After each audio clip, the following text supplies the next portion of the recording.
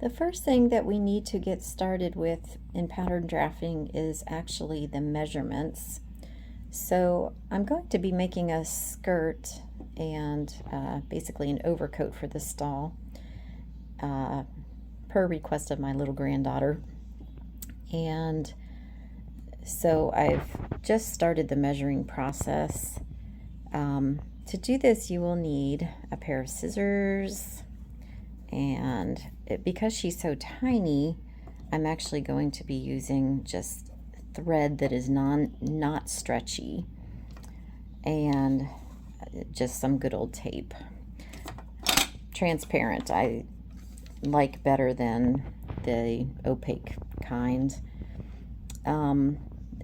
Everything, you can use this same method for also pattern drafting for a person, and I will go through all the little tips for that also.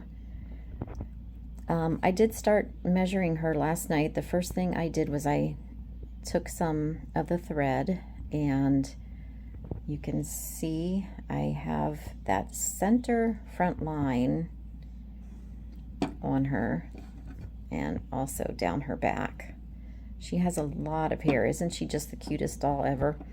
She has a lot of hair, so it's really in my best interest to pull this hair up and get it out of the way while doing this.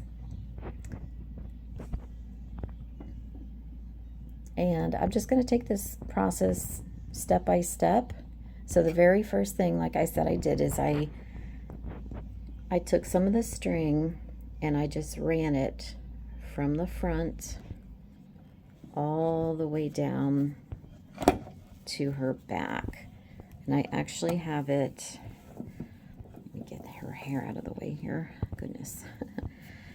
I actually have that string going all the way up on her neck to where it hits her head, and it's following down her spine all the way in the center of her bikini area there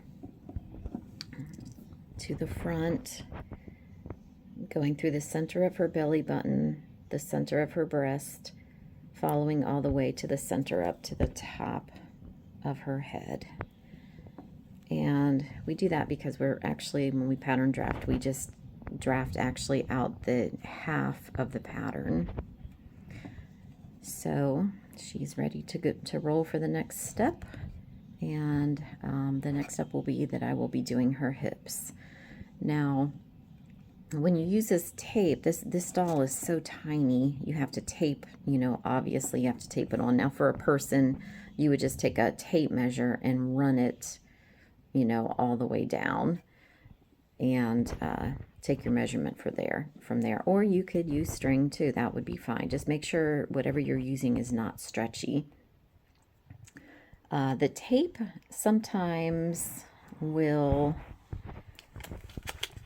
here, I'm going to show you, when you put it on a curvy part.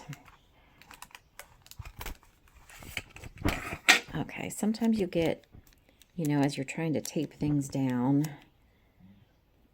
you'll put it on a curvy area, and maybe at some point it doesn't want to lay down flat, like right here. So just take a little pair of scissors. This is, and you just kind of snip into that tape a little bit, and then that will cause it to lay down flat. I've never had any problems with the tape leaving any kind of residue on my dolls. This is just, good old Scotch tape, transparent. So if you're concerned about that, just be careful with what products you're using as your sticky products. But okay, so that's the first step done, and I'll do another video showing you how to do the waist.